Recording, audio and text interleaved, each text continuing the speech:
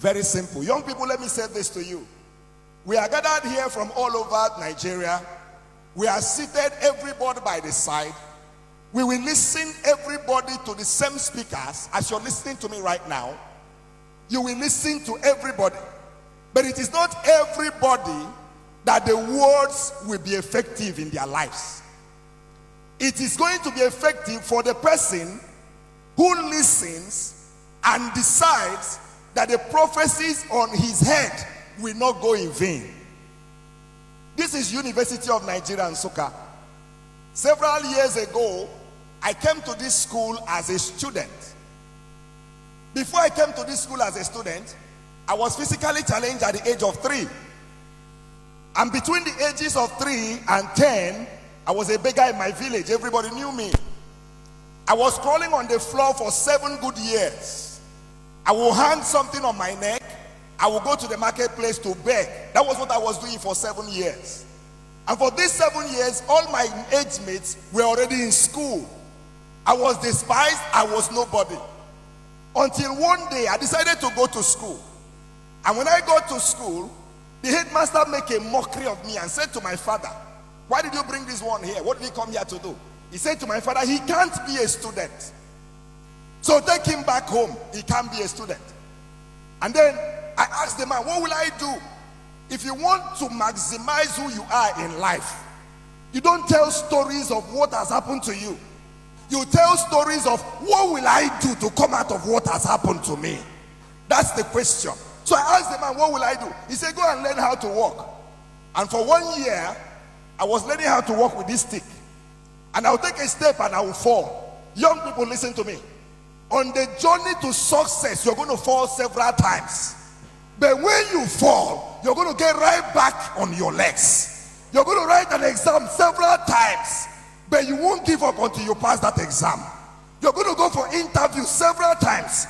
You're going to be rejected, but each time they reject you, you return. You're going to set up businesses several times.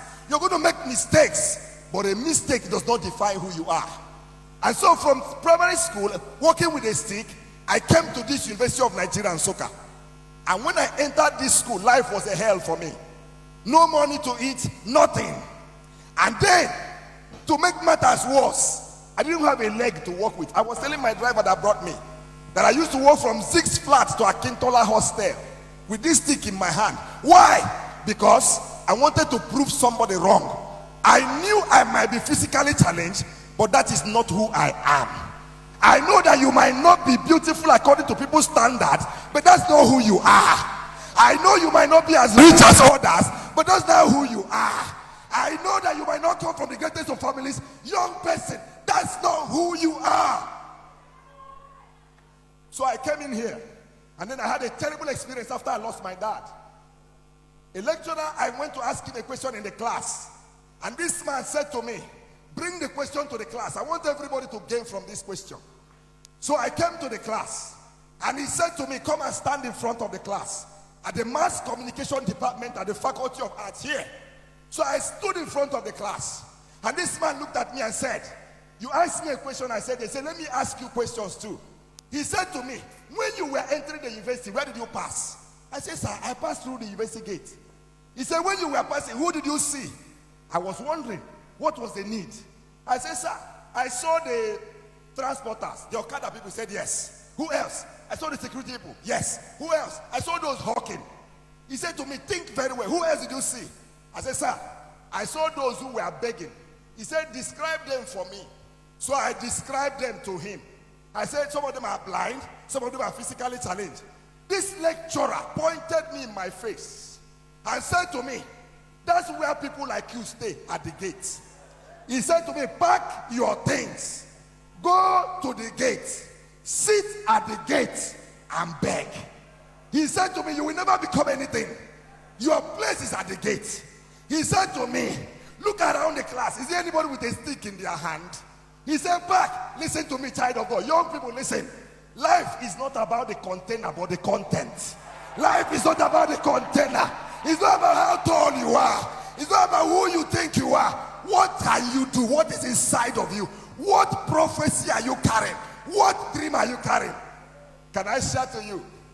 I left this school with a first class. Listen to me, young people. I left this school with a CGPA of 4.86. Listen to me, young people. Today as I stand here, I have a PhD. I am a lecturer and I teach in 2 different schools. I have cars that I drive on my own. I have family, I have a wife and children. Listen, child of God. Nobody is your classmate. You are your own. Nobody should influence you. Hey, young person, listen to me. You are not in competition with anybody. By the special grace of God, I have traveled around the world. The last time I got to UK, I got to London Heathrow Airport with the same stick in my hand. That's something for which they mocked you. That's the same thing God will lay hand on and elevate you. Do not cry. Young person, believe in yourself. Believe in yourself.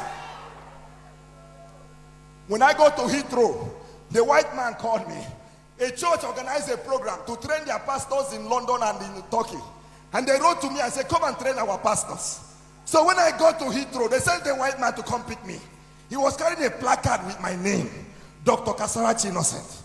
So when he came, I said, hi, my name is Dr. Kasarachi Innocent. He took a step and said, are you sure? Oh, come on. The Bible says in Psalm 126 verse 1, when God turned again our captivity, we were like them that dreamt.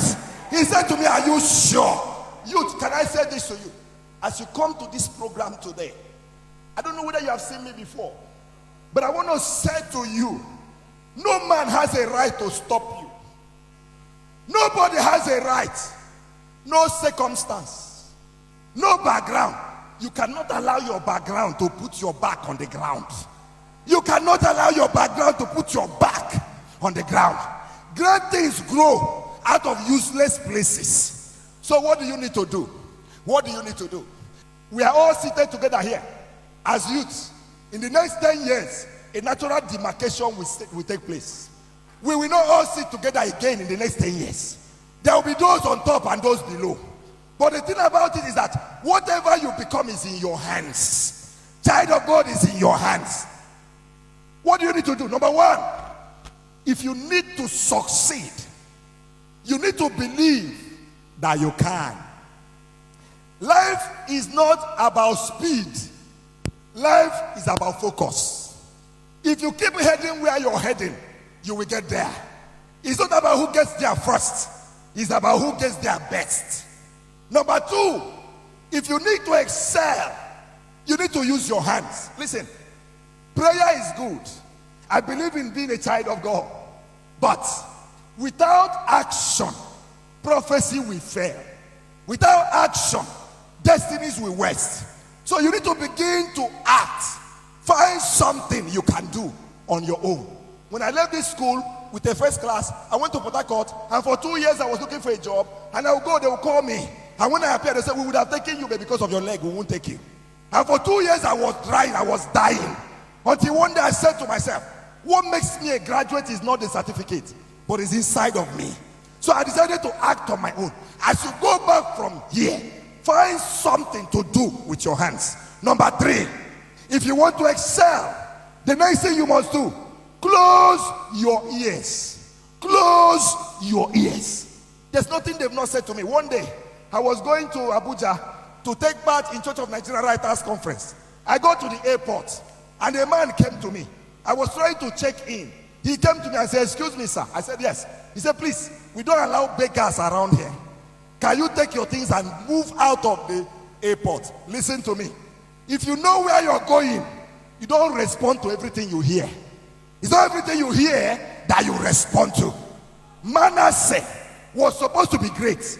There were prophecies on his head, but he never became great. Why? Prophecy without you will not fulfill. Go back. Seal your ears. Number four, the next thing you must do, when you make mistakes, bounce back. You know, when we got to the gate yesterday, I told my brother who is driving me, I said, this is the same gate the man said I'm supposed to end my life as a beggar. But I'm not stopping at the gate. Nobody can stop you if you don't stop yourself. In the next 10 years, I want to ask you, a very simple question. Where will you be? Where? Because among us will be general managers. Among us will also be those who are at the gate. Where will you be? What we came for is not a jamboree. The reason the church spend money to bring you is to make sure you don't fail God in your generation. Are you aware that God brought you into your family to rewrite the story of your family with your coming? Are you aware that in your generation, everybody's waiting for you to manifest? I want you to be strong. I want you, even if you have been discouraged before now, just look at me and then listen to my story and then go back and bounce back. Go back and bounce back. Go back and bounce back. Number 5 and the last one, the G factor. The G factor. Listen to me. It is not by intelligence or wisdom. If the hand of God is not on a man, no, you won't go anywhere. The grace I have, whatever I am today is by grace. It's not by strength. If it's by strength, I wouldn't be talking to you. If it's by strength, I wouldn't be who I am. But by the grace of God. So as you go back as a young person, make a choice to live your life for God. Make a choice. God will give you what your hand cannot give you. One day, I was walking with my wife on the road. My wife is not tall. My wife is long, very long. Very, very long. So I was walking with her. And then somebody drove his private car and parked and stopped. And horn, blow horn, pim, pim, pim, pim. So my wife said, go now, go and check. Now your friends will get car. So I went to him. I said, yes, sir. He said, sorry, where are you guys going? You and that's your sister. Where are you going? I said, we are going to some place. He said, go and call her. I want to give 2 of you a lift. So I went back to my wife. And I called her. I said, the man is calling us. So she came. And the man wound down the glass and said, hi, sweetheart, how are you? Can you enter the front? Let your brother enter the back. Can you give a clap to Jesus? Can you celebrate Jesus for me? Celebrate Jesus for me. Say, can you enter the front? Let your brother enter the back. My wife said, are you crazy? This is my husband. And the man put up the car and said to me, Oga, now your wife? I said, yes. He said, how manage? I said, I don't know how manage, but she's my wife. I don't know how manage. Listen to me, young people. When you live your life for God, God will give you what your hand cannot get for yourself. When you give your life, when you dedicate yourself to the master, God will give you a miracle. How many of you came here and you're ready to explode?